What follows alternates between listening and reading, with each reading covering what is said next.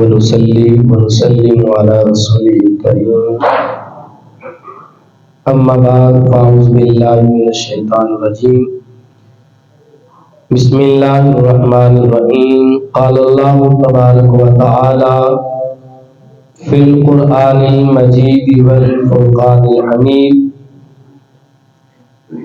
يا أيها الذين آمنوا اتقوا الله وكونوا مع الصادقين صدق الله مولانا العظيم وبلغنا رسوله النبي الكريم الأمين ونحن على ذلك لمن الشاهدين والشاكرين والحمد لله رب العالمين إن الله وملائكته يصلون على النبي يا أيها الذين آمنوا صلوا عليه وسلموا تسلیما بآواز بلند محبت کے ساتھ پڑھیے الصلاۃ والسلام علیک یا سیدی یا رسول اللہ وعلی آلک واصحابک یا سیدی یا حبیب اللہ الصلاۃ والسلام علیک یا سیدی یا نبی اللہ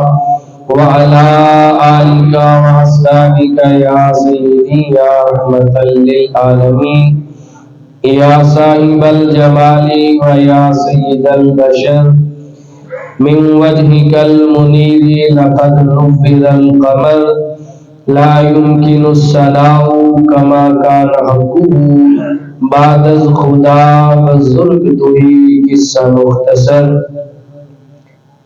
سامعین محتشم، خالق کائنات کی حمد و ثنا کے بعد اس کے حبیب صلی اللہ علیہ وآلہ وسلم کی بارگاہ میں بے شمار مرتبہ، لاتعداد مرتبہ، انگنت مرتبہ اور بے حساب مرتبہ درود و سلام کا نذرانہ پیش کرنے کے بعد رب کائنات کی بارگاہ میں دعا و التجا ہے کہ میرا خالق، میرا مالک، میرا رازق اپنے محبوب کے نالین کا صدقہ ہمیں کامل ایمان نصیب فرمائے۔ اللہ تبارک و تعالی ہمیں صحیح عقیدہ نصیب فرمائے اور اللہ تبارک و تعالی ہمیں نجات پانے والے اعمال کی توفیق نصیب فرمائے۔ سامعین محتشم، ماہ شعبان المعظم کی آج یکم تاریخ ہے۔ شعبان المعظم کا آغاز ہو چکا ہے۔ اب ایک ماہ کی دوری پر رحمتوں و برکتوں والا مہینہ ماہ رمضان المبارک ہے۔ اللہ پاک شعبان کا مہینہ اور اس کی برکتیں اور رمضان کا مہینہ اور اس کی برکتیں ہم سب کو نصیب فرمائے۔ یہ ماہ شعبان المعظم ہے۔ شعبان المعظم اسلامی کیلنڈر کے لحاظ سے 8واں مہینہ بنتا ہے۔ شعبان المعظم کا ایک سرا ماہ رجب کے ساتھ ملا ہوا ہے اور اس کا دوسرا سرا جو ہے یہ رمضان المبارک کے ساتھ ملا ہوا ہے۔ اسی وجہ سے ماہ شعبان کو ماہ شعبان کہتے ہیں کہ یہ رجب اور رمضان کے مابین آتا ہے۔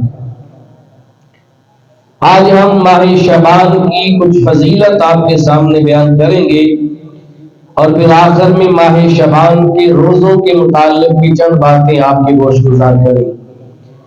اس سے پہلے ہمیں یہ بات سمجھنی چاہیے کہ اللہ تبارک و تعالی نے ہمیں جو زندگی عطا فرمائی ہے یہ زندگی گھومنے پھرنے کا نام نہیں۔ ہم مصروف رہنے والے لوگ ہیں۔ ہم مجلسوں میں، محفلوں میں، ہجوم کے اندر، رش میں، اپنی فیملی میں، بازاروں میں، شادی بیاہ میں، گپ شپ میں اور دوستوں کے اندر مصروف رہتے ہیں اور ہم نے سمجھ لیا شاید زندگی اسی کا نام ہے کہ اپنے کام کاج میں مصروف ہو جاؤ، اپنی فیملی کے مستقبل کی اچھی پلاننگ کرو، اپنے کاروبار کو ٹائم دو، دوستوں سے گپ شپ کرو، ہجوم محفلوں شادی بیاہ اور ان معاملات میں رہنا ہم سمجھتے ہیں اصل زندگی یہ ہے۔ نہیں میرے بھائیوں، زندگی کا ایک رخ اور بھی ہے۔ ہم نے زندگی کے دو رخوں میں سے فقط ایک رخ دیکھا ہے جو ہمیں آسان لگا، جو ہمیں اچھا لگا، ہم نے اسی کو زندگی مان لیا اور اسی ڈگر پہ ہم چل پڑے۔ شاید اسی کا نام زندگی ہے، جس نے یہ گزار لی اس نے بہتر گزار لی، لیکن نہیں۔ آؤ آج ہم ماہ شعبان کی فضیلت سے قبل زندگی کے دوسرے رخ کو پرکھتے ہیں کہ زندگی کا دوسرا رخ کیا ہے، اور اصل مزہ اسی میں ہے۔ آپ نے زندگی کا دوسرا رخ دیکھنا ہے تو کبھی ہجوم سے باہر نکلے، کبھی رش سے باہر نکلے، اپنی گپ شپ سے، اپنے دوستانہ ماحول سے، اپنی فیملی سے، اپنے کاروبار سے، اپنے معاملات سے باہر نکلے، اور پھر باہر نکل کر کبھی شہر خاموشہ میں جا کر بیٹھ جائے، قبرستان میں جا کر بیٹھ جائے، قبرستان میں جا کر بیٹھ جائے۔ اپنے دائیں بائیں آگے پیچھے دیکھیں، آپ کو ہر طرف قبریں ہی قبریں نظر آئیں گی۔ کچھ قبریں سالہ ہر سال پرانی ہوں گی اور کچھ قبریں نئی ہوں گی۔ ان قبروں کے درمیان میں آ کر دائیں بائیں دیکھ کے اپنے آپ سے پوچھیں، یا اہل قبرستان سے آپ سوال کریں، پوچھیں کہ بتاؤ اس قبرستان میں جتنے لوگ مدفون ہیں کیا وہ سارے کے سارے غریب لوگ قبرستان میں مدفون ہیں، یا اسی قبرستان میں امیر بھی دفن ہوتے ہیں؟ تو آپ کو جواب ملے گا یہ قبرستان ہے، یہاں امیر اور غریب میں فرق نہیں ہوتا، یہاں غریب بھی آتے ہیں، یہاں امیر بھی آتے ہیں۔ بادشاہ سکندر کی ماں اپنے بیٹے کی وفات کے بعد جب قبرستان گئی اور سکندر کی قبر کے پاس کھڑی ہوئی، اسے اپنے بیٹے کی یاد نے ستایا، تو سکندر کی ماں نے اپنے بیٹے کی قبر کے پاس کھڑے ہو کر کہا، ہائے میرا سکندر۔ جب ماں کی یہ چیخ نکلی تو قبرستان میں جو گورکن تھا وہ کہنے لگا، ماں کس سکندر کی بات کرتی ہے؟ اس قبرستان میں تو کئی سکندر لیتے ہیں، جتنی قبریں ہیں ہر قبر میں کوئی نہ کوئی سکندر ہے، ہر ماں کو اپنا بیٹا سکندر لگتا ہے، تو کس سکندر کی بات کر رہی ہے؟ تو بتانا یہ مقصود ہے، قبرستان بتائے گی تمہیں کہ ہاں امیر بھی آتے ہیں غریب بھی آتے ہیں۔ جنہوں نے ساری زندگی کا بس ایک رخ دیکھا تھا وہ بھی یہی آئے ہیں، اور جنہوں نے اپنی زندگی آخرت کی زندگی بنائی ہے وہ بھی یہی پر آئے ہیں۔ بالآخر منزل سب کی یہی ہے۔ اللہ آپ کو بغداد شریف لے جائے، آپ بغداد میں جائیں اور شہر کرخ کے قبرستان میں چلے جائیں، کرخ کے قبرستان میں جا کر دیکھیں بڑے بڑے بادشاہ، عباسی خلفاء، ہارون الرشید، مامون الرشید، امین الرشید، مستنجد باللہ، معتصم باللہ، سارا کرخ کا قبرستان جو ہے بادشاہوں سے بھرا پڑا ہے، بادشاہوں سے بھرا ہوا ہے۔ مامون رشید کی موت کا جب وقت قریب آیا، اس نے قبرستان سے تھوڑی سی راکھ منگوائی، بستر مرگ پر تھا، چارپائی پہ لیٹا ہوا تھا اور راکھ میں ہاتھ مار رہا تھا، اسے ڈٹول رہا تھا اور آسمان کی طرف دیکھ کے باتیں کر رہا تھا، مولا ارحم، مجھ پہ رحم کر، اے وہ ذات جس کی بادشاہی ہمیشہ رہنے والی ہے، وہ ذات اس ذات پر رحم کر جس کی بادشاہی آج ختم ہونے والی ہے۔ تو یہاں بڑے بڑے بادشاہ آئے، بڑے بڑے سکندر آئے، سارے مٹ گئے، اسی قبرستان میں گئے جہاں غریب دفن ہے، جہاں بھٹے پہ اینٹیں اٹھانے والا مزدور ہے، جہاں پر ریڑھی چلانے والا مزدور ہے، جہاں ڈانگا چلانے والا مزدور ہے، کام کرنے والا مستری ہے، وہ سارے بادشاہ، سارے سکندر اور مزدور ایک ہی قبرستان میں پڑے ہوئے ہیں۔ اللہ پاک ہر کسی کو موقع دیتا ہے زندگی کے رخ کو بدلنے کا۔ آپ قبرستان میں جائیں، پھر قبروں کے درمیان کھڑے ہو کر دیکھیں اور اپنے آپ سے سوال کریں، اپنے آپ سے پوچھیں کہ یہاں امیر بھی ہے، یہاں غریب بھی ہے، سارے مدفون ہیں۔ اب اپنی طرف دھیان دے کہ اب میری کتنی زندگی باقی رہ گئی، کتنی باقی ہے وہ تو اللہ ہی جانتا ہے، لیکن بندے کو اندازہ ہوتا ہے اپنی صورتحال کو دیکھ کر اب میں کتنا جی لوں گا، جتنا بھی جیوں گا بالآخر میں نے پلٹ کے یہیں پر آنا ہے۔ اب میرے پاس موقع ہے، یہ جو سارے قبرستان میں لیٹے ہیں بادشاہ بھی ہیں، انہوں نے دنیا میں جو بھی بنایا اپنے ساتھ کچھ نہیں لے کر گئے۔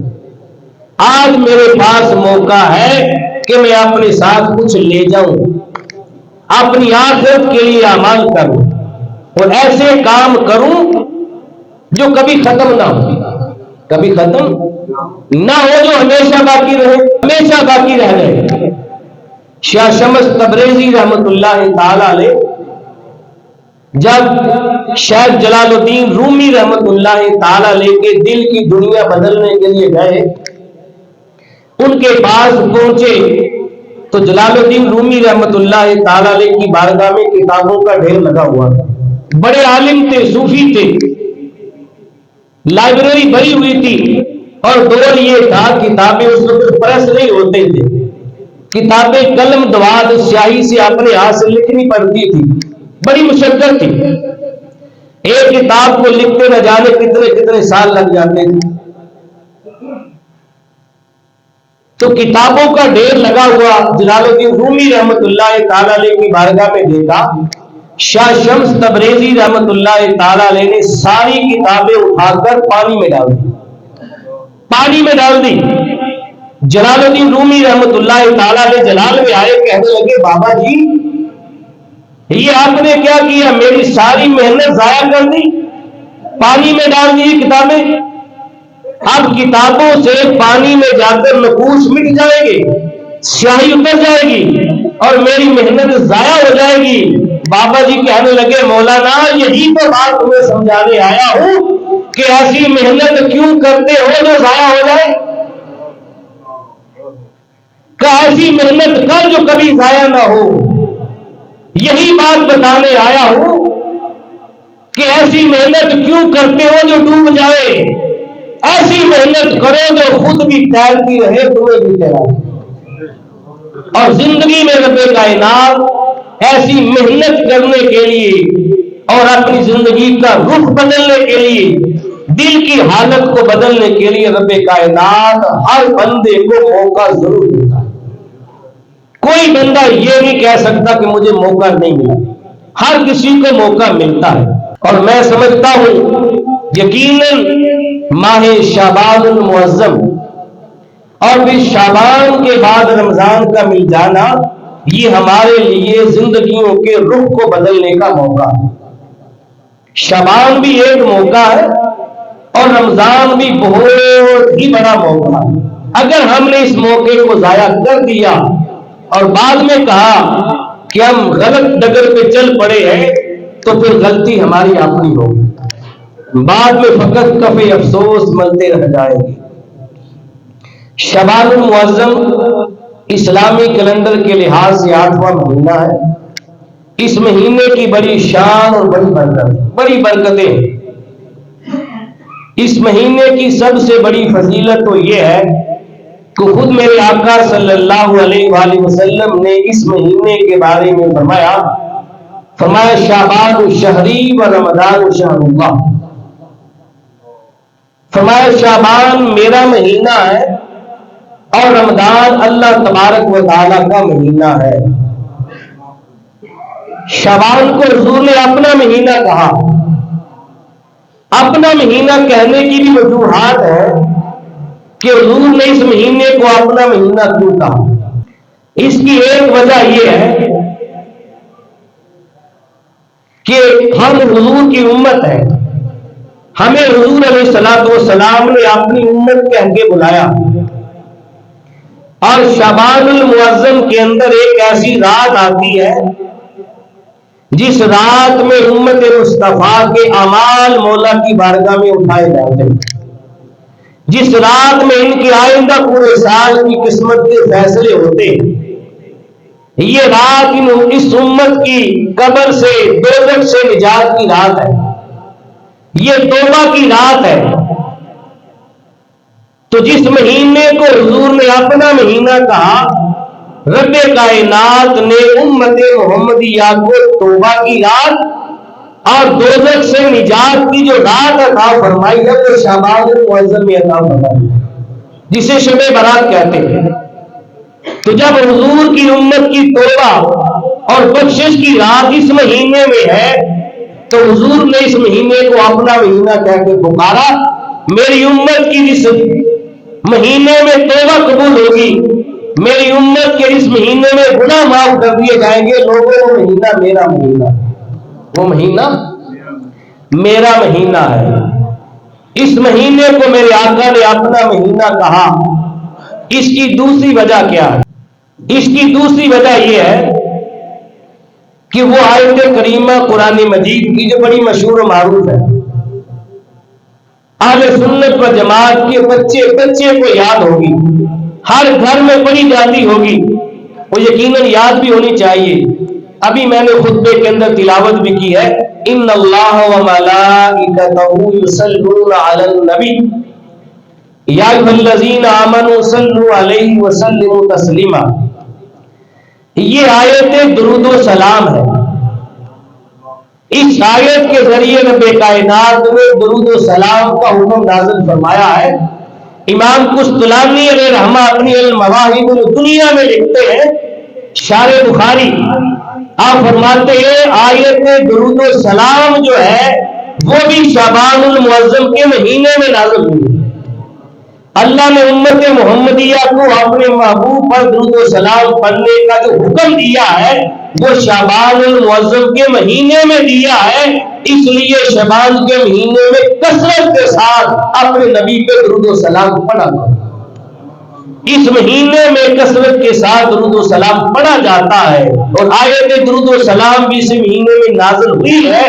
اس وجہ سے میرے آقا صلی اللہ علیہ وسلم نے اس مہینے کو اپنا مہینہ قرار دیا. یہ میرا مہینہ ہے، یہ میرا مہینہ ہے. اس حدیث کی مکمل وضاحت میں آگے چل کے کرتا ہوں. اس سے قبل یہ بات نشین رکھ لیں کہ ماہ شعبان المعظم کے اندر اور بھی بہت سارے واقعات روح پذیر ہوئے ہیں. جیسا کہ ماہ شعبان المعظم میں سن 2 ہجری میں، ابھی اگلا مہینہ رمضان المبارک آ رہا ہے، یہ اعزاز بھی ماہ شعبان کو حاصل ہے کہ مدینہ طیبہ میں سن 2 ہجری کے اندر ماہ شعبان المعظم کے اندر رمضان کے روزے فرض ہونے کا حکم آیا. رمضان کے روزے فرض ہونے کا جو حکم آیا، یا ایھا الذین آمنوا کتب علیکم الصیام کما کتب علی الذین من قبلکم لعلکم تتقون. یہ آیت کریمہ بھی ماہ شعبان میں آئی.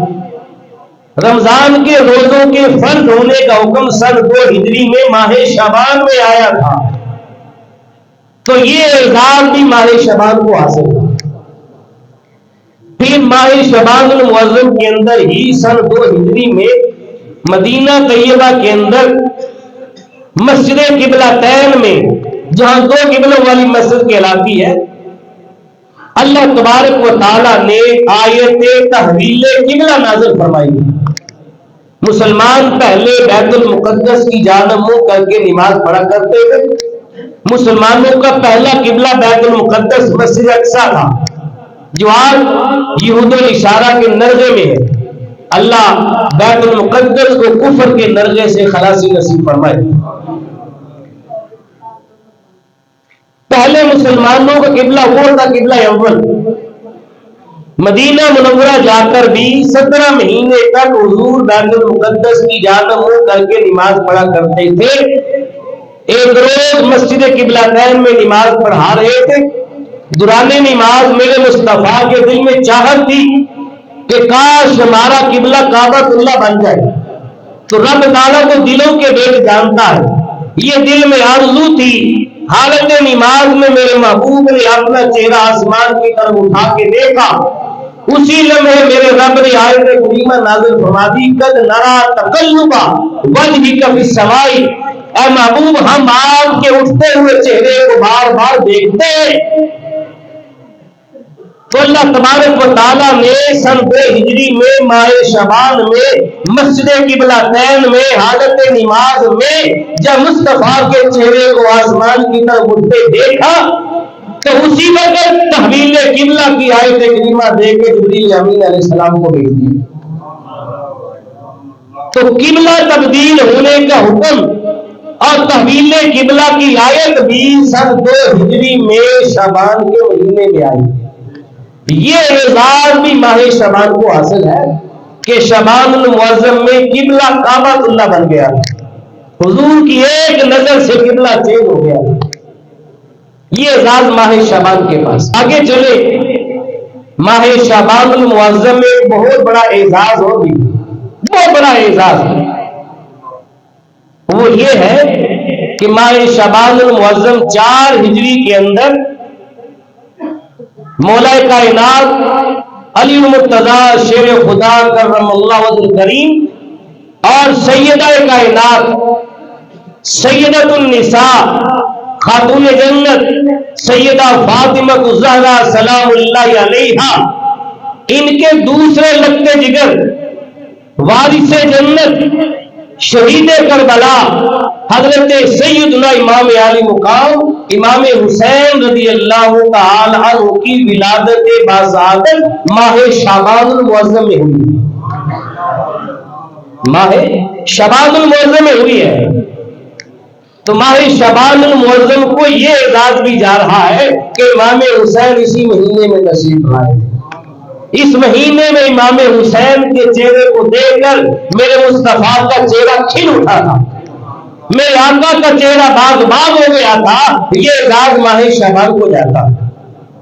پھر اس سے آگے چلیں سن 50 ہجری میں ماہ شعبان المعظم میں میرے آقا صلی اللہ علیہ وسلم کے صحابی بہت ساری حدیثوں کے راوی حضرت مغیرہ بن شعبہ رضی اللہ تعالی عنہ کا یوم شہادت ہے ماہ شعبان المعظم کے اندر. پھر اس سے آگے چلے سن 492 ہجری میں یہ تو اعزاز نہیں ہوگا لیکن تاریخ بتا رہا ہوں. 492 ہجری میں صلیبیوں نے جب بیت المقدس میں قبضہ کر لیا تھا تو بیت المقدس کا وہ پہلا قبضہ سن 492 ہجری میں جو صلیبیوں نے بیت المقدس پہ جمایا تھا وہ قبضہ بھی ماہ شعبان المعظم میں ہی ہوا. اور پھر اس سے بڑا اعزاز اور بڑی بات سن 582 ہجری میں ماہ شعبان المعظم کے اندر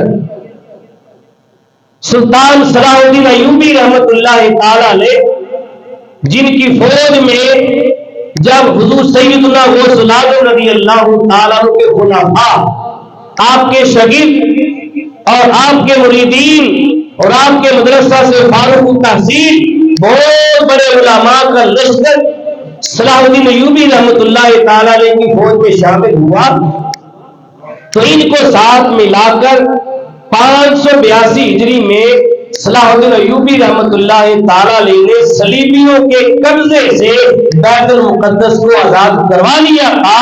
وہ بیت المقدس کی جو آزادی تھی وہ بھی ماہ شعبان المعظم میں ہوئی تھی.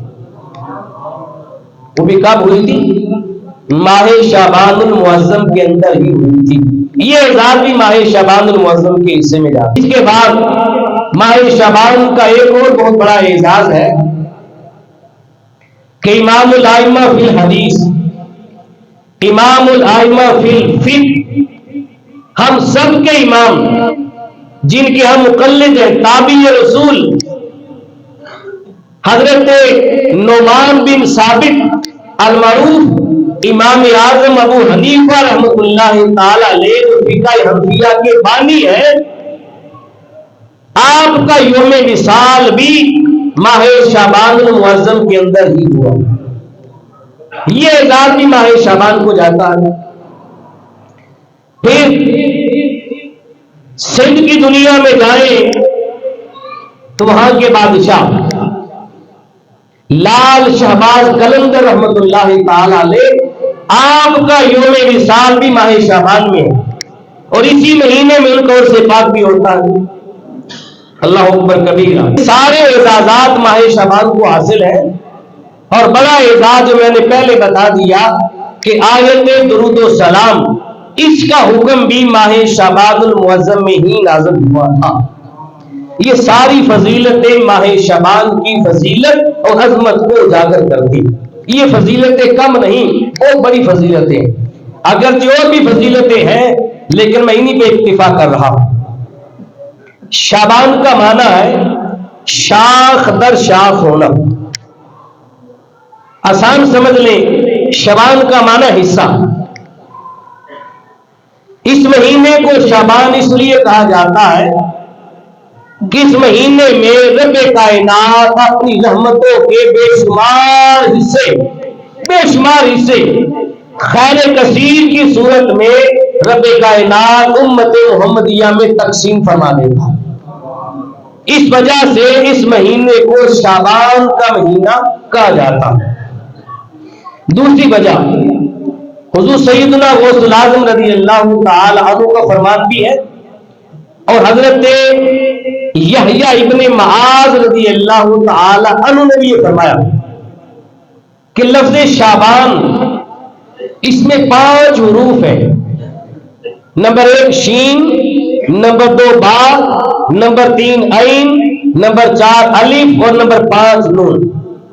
ماہ شعبان میں 5 حروف ہیں، اور یہ 5 حروف اتنے متبرک ہیں، رب کائنات شعبان کے ہر حرف کے بدلے امت مصطفیٰ کو بے حساب انعامات اور تحفے عطا فرماتا ہے۔ ان میں سے چند آپ نے گنوائے ہیں، اور وہ کون سے؟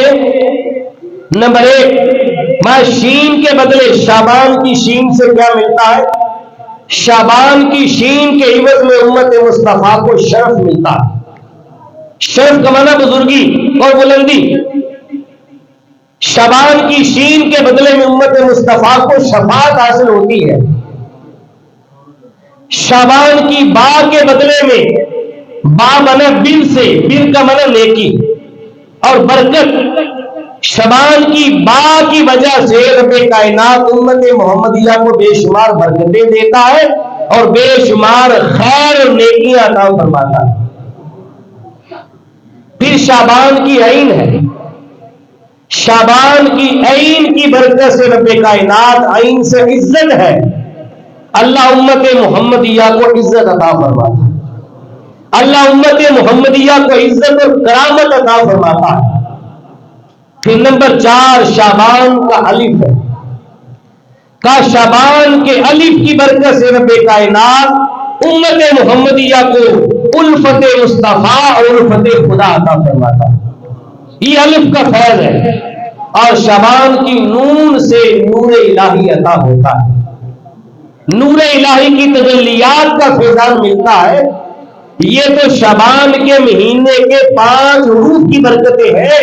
ماہ شعبان اپنے اندر کتنی برکتیں سمیٹے ہوئے ہیں۔ پھر ماہ شعبان کی شب برات، یہ تو امت محمدیہ کے لیے خزانہ ہے، یہ تو رب کی طرف سے تحفہ ہے، یہ تو برکتیں ہی برکتیں ہیں۔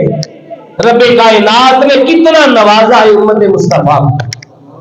اس مہینے کو میرے آقا نے اپنا مہینہ کہا، اور اپنی امت کی بخشش اور نجات اور توبہ کی رات بھی میرے محبوب نے رب تعالیٰ سے اسی مہینے میں رکھوا دی۔ اسی مہینے میں رکھی گئی شب برات۔ برات کا معنی نجات، نجات ہو جانا، بری ہو جانا، اس مہینے میں امت مصطفیٰ کے لاکھوں گناہگار دوزخ سے بری ہوتے ہیں، لاکھوں کو نجات ملتی ہے۔ اس وجہ سے میرے آقا نے اس مہینے کو اپنا مہینہ کہہ کر پکارا ہے۔ ایک روایت میں آتا ہے، میرے آقا صلی اللہ علیہ وسلم نے فرمایا، شعبان میرا مہینہ ہے، جس بندے نے شعبان کی تعظیم کی اس بندے نے میری تعظیم کی۔ اس بندے نے، کیا یہ شان کم ہے کہ شعبان کی تعظیم کرنا خود تاجدار کائنات کی تعظیم ہو گئی؟ میں جس نے شعبان کی تعظیم کی اس نے میری تعظیم کی، اور جس بندے نے میری تعظیم کی میں قیامت کے دن اس بندے کے لیے اللہ کی بارگاہ میں اعمال کا ذخیرہ بن جاؤں۔ جس بندے نے دنیا میں عمل کر کے آخرت میں کوئی ذخیرہ جمع نہیں کیا ہے، اگر وہ شعبان کی تعظیم کر لے تو تاجدار کائنات فرماتے ہیں شعبان کی تعظیم میری تعظیم ہے، اور جس نے میری تعظیم کی میں اللہ کی بارگاہ میں اس کے لیے ذخیرہ بن جاؤں گا۔ اور جس کا ذخیرہ قیامت کے دن خود حضور بن جائے اسے کس چیز کی ضرورت ہے؟ اللہ ہمیں ہمارے نبی عطا فرمائے کہ قیامت میں ہمارے نبی ہمارے سامنے جلوہ گر ہو، اس سے بڑا ذخیرہ امت مصطفیٰ کے پاس کچھ نہیں۔ ہمیں نہ اپنے اعمال پہ ناز ہے، نہ اپنے کسی حسن عمل پہ ناز ہے، فقط ناز ہے تو مصطفیٰ صلی اللہ علیہ وسلم کے مکھڑے پہ ناز ہے، آقا کی رحمت پہ ناز ہے۔ ایک بار آقا کہہ دے مولا یہ میرا امتی ہے تو ہمارے اعمال سارے محبوب کے قدموں پہ ڈھیر ہے، یہ عمل سب سے بڑا ہے، اس عمل کا مقابلہ ہی نہیں ہو سکتا، اس عمل کا مقابلہ ہی نہیں ہو سکتا۔ حضور فرمانے جس نے شعبان کی تعظیم کی اس نے میری تعظیم کی، اور جس نے میری تعظیم کی میں قیامت کے دن اپنے اس امتی کے لیے مولا کی بارگاہ میں ذخیرہ بن جاؤں گا، ذخیرہ ہو جاؤں گا، ذخیرہ۔ اللہ اکبر کبیرہ۔ اب شعبان کی تعظیم کیا ہے؟ تو شعبان کی تعظیم کا یہ مطلب نہیں ہے کہ آپ باقی مہینے گناہ کرتے رہیں، جب شعبان کا مہینہ آئے تو ذوق و شوق بڑھ جائے، 2-4 دن آپ نماز پڑھ لیں، بعد میں پھر اپنے بری گناہوں میں لگے رہے، نہیں۔ شعبان کی تعظیم کا یہ تقاضا ہے کہ ماہ شعبان المعظم میں گناہ تو ویسے بھی نہیں کرنے چاہیے، انسان کو گناہ ترک کر دے، پکی اور سچی توبہ، نماز پنجگانہ باجماعت تکبیر اولیٰ کے ساتھ حفاظت، اور اس ماہ مقدس میں قرآن کی تلاوت کی کثرت، ذکر اذکار و وظائف کی کثرت، راتوں میں قیام نوافل کی کثرت، نماز تہجد، روزے رکھے جائے، یہ ساری چیزیں جب بجا لائی جائے اس کے بعد حقوق العباد ادا کیے جائیں، والدین کے حقوق، بیوی بچوں کے حقوق، رشتہ داروں کے حقوق، اہل محلہ کے حقوق، ہمسایوں کے حقوق، رب کی مخلوق کے حقوق، ان سارے حقوق میں دیکھا جائے اگر ہم کسی جانب بھی کوتاہی نہیں کرتے ہیں تو سمجھ لے ہم شعبان کی تعظیم کرنے والوں میں سے، تعظیم کرنے والوں میں سے۔ آج ہر بندہ دوسرے کا حق مار کے بیٹھا ہے، کسی کے حق کی جانب نہیں دیکھا جاتا، دوسرے کے حق کو بھی اپنا ہی حق سمجھتے، حالانکہ یہ نہ حق ہے، حق نہیں۔ اللہ ہمیں صحیح معنوں میں اپنی زندگی کا رخ بدلنے کی توفیق نصیب فرمائے۔ اور روایت میں حضور نے فرمایا شعبان شہری، شعبان میرا مہینہ ہے، اس مہینے کی تعظیم کرو۔ جو بندہ اس مہینے میں اللہ تعالی سے ڈرتا رہا، اس مہینے میں نیک اعمال کرتا رہا، اور پھر اللہ اس کے رسول کی نافرمانیوں سے اس مہینے میں بچتا رہا، تو رب کائنات اپنے اس بندے کے سارے گناہوں کو بخش دے گا، سارے گناہوں کو بخش دے گا، اور اس بندے پر آنے والی آزمائشوں کو اور بیماریوں کو جو پورے سال میں آنے والی تھی، پورے سال میں آنے والی آزمائشوں اور بیماریوں سے اس بندے کو اللہ نجات عطا فرمائے۔ ہر بندہ چاہتا ہے آزمائشوں سے، امتحان سے بچ جائے، ہم بیماریوں سے بچ جائے۔ تو کتنا آسان وظیفہ ہے، شعبان میں اللہ سے ڈرو، نیک اعمال کرو، اس کی نافرمانی سے بچو تو گناہ بھی معاف ہو جائیں گے، آزمائشوں اور بیماریوں سے نجات بھی مل جائے گی۔ کتنا آسان وظیفہ ہے ماہ شعبان کا۔ اللہ پاک ہمیں اس پہ عمل کی توفیق نصیب فرمائے۔ بہت سارے لوگ پوچھتے ہیں ماہ شعبان میں کتنے روزے رکھنے چاہیے، اور دوسری بات، کیا شعبان میں روزے رکھنا حضور علیہ السلام سے ثابت ہے، اور تیسری بات کہ حضور نے شعبان میں روزے کیوں رکھے۔ مختصر وقت کا تینوں باتیں۔ شعبان کے اندر روزے رکھنا حضور علیہ السلام سے ثابت ہے، صحیح بخاری میں بھی ہے، صحیح مسلم میں بھی ہے، حضور علیہ السلام ماہ شعبان میں بکثرت روزے رکھا کرتے تھے۔ ایک بات کلیئر ہو گئی۔ دوسری بات کہ حضور علیہ السلام ماہ شعبان میں روزے کیوں رکھتے تھے۔ سنن نسائی کی روایت میں ہے، سید عائشہ صدیقہ رضی اللہ تعالی عنہا نے حضور علیہ السلام سے پوچھا کہ آقا آپ ماہ شعبان جب بھی آتا بکثرت روزے رکھتے، اور بعض روایات میں آیا کہ حضور علیہ السلام شعبان کا پورا مہینہ روزے رکھتے، پورا مہینہ۔ آقا شعبان میں بکثرت روزے رکھتے کیوں؟ تو میرے آقا نے اس کی دو وجہ بیان فرمائی، شعبان میں روزے کیوں رکھتے ہیں۔ ایک وجہ بیان فرمائی کہ شعبان کا مہینہ جو ہے یہ رجب اور رمضان کے درمیان میں آتا ہے۔ رجب کا مہینہ چونکہ حرمت والا مہینہ ہے، لوگ حرمت والے مہینے میں عبادت کیا کرتے تھے، اور رمضان کا مہینہ مقدس مہینہ ہے، رمضان میں بھی عبادت ہوتی ہے۔ تو کہا شعبان کا مہینہ رجب اور رمضان کے مابین آتا ہے، ان دونوں کے درمیان آتا ہے۔ لوگ اس کے اول اور آخر میں تو عبادت کرتے ہیں، لیکن شعبان سے غافل رہتے ہیں۔ میں انہیں غفلت سے جگانے کے لیے اس مہینے میں عبادت کرتا ہوں تاکہ میری امت اس مہینے غفلت سے جاگے اور رمضان کی تیاری میں لگ جائے، رمضان کے لیے تیار ہو جائے۔ جو اس مہینے میں رمضان کے لیے تیار ہو جائے گا اس کے بہانے پہ رمضان میں نہیں چلے گا، وگرنہ ہم لوگ تو اس مہینے میں بہانے تلاش کرنے کی تیاری کرتے ہیں۔ ابھی سے بہت سارے لوگوں نے شروع کر دی ہوں گے، اللہ نہ کرے ایسا ہو، میری بات جھوٹ ہو، لیکن چونکہ اتحام میں ہم نے دیکھا ہے ابھی رمضان آتا نہیں، 15 20 25 دن پہلے لوگ پوچھنا شروع کر دیتے ہیں، بھی دیکھنے میں ٹھیک ٹھاک ہو، بیمار بھی نہیں، بھئی ہم نے کام کاج کرنا ہوتا ہے، ہم کتنا فدیہ دیں گے۔ یہ الگ بات ہے، فدیہ ان پر لگتا نہیں ہے، فدیہ کون دے گا وہ بات ہم پھر رمضان میں عرض کریں گے، یہ موضوع نہیں ہے۔ تو ہم رمضان کے روزے چھوڑنے کی تیاری نہ کریں، بلکہ اس مہینے میں غفلت سے جاگے، انہوں نے جگایا ہے، اس مہینے میں رمضان کے روزے رکھنے کی تیاری کریں۔ دوسری وجہ میرے آقا نے بیان فرمائی کہ شعبان المعظم کے اندر میری امت کے اعمال اللہ کی بارگاہ میں اٹھائے جاتے ہیں۔ اس میں ایک رات ایسی ہے جس میں اعمال کی تبدیلی ہوتی ہے، وہ اگلے جمعے پہ بیان کریں گے انشاءاللہ۔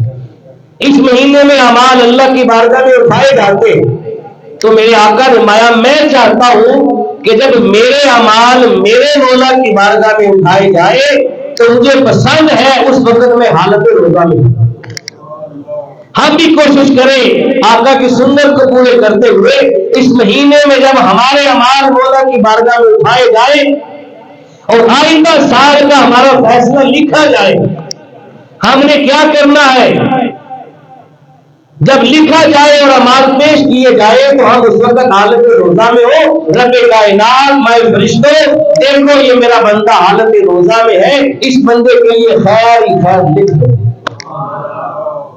تو دوسری وجہ میرے آقا نے شعبان کے روزے رکھنے کی یہ بیان فرمائی، شعبان میں روزے رکھنا بھی ثابت ہوا اور پورا مہینہ رکھنا ثابت ہوا، اور کیوں رکھے یہ وجہ بھی حضور نے خود ہی بیان فرما دی۔ اب آخری بات کہ کتنے روزے رکھے، دیکھیں شعبان میں جتنے بھی روزے رکھے اتنے ہی اچھے، اتنے ہی۔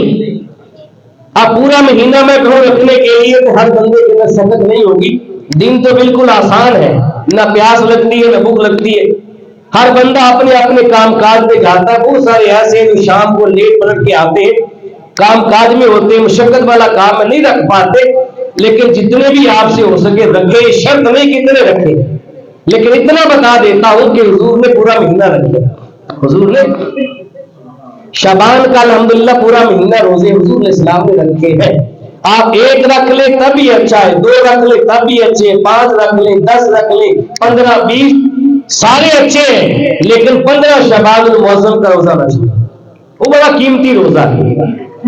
حضور علیہ السلام نے فرمایا جس بندے نے شعبان المعظم کے پہلے 3 روزے رکھے, یہ بات یاد کر لیں, گھروں میں جا کر اس بات کو بتائیں, جس نے شعبان کے پہلے 3 روزے رکھے, پھر شعبان المعظم کے درمیان میں 3 روزے رکھے, درمیان میں 13, 14, 15 کر لیں یا 14, 15, 16 کر لیں. 3 روزے شعبان کے شروع میں رکھے, 3 روزے شعبان کے درمیان میں رکھے, اور 3 ہی روزے شعبان کے آخر میں رکھے. آخر میں 27, 28, 29, 30 کا شب کا دن ہوتا ہے, شعبان کا ہے یا نہیں. 3 روزے شروع میں, 3 درمیان میں, 3 آخر میں رکھے, تو میرے آقا نے فرمایا اللہ تبارک و تعالیٰ اس بندے کو 70 نبیوں جتنا ثواب عطا فرمائے.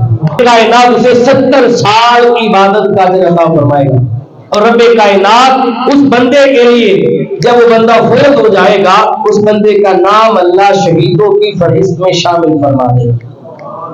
یہ ماہ شعبان کے روزوں کی فضیلت ہے. اگرچہ روزوں کی فضیلت بہت زیادہ ہے, اور بھی حدیث ہے, اور انشاءاللہ ہم اگلے جمعۃ المبارک کے موقع پہ عرض کریں گے. آخر میں ایک بات سماعت فرما لیں.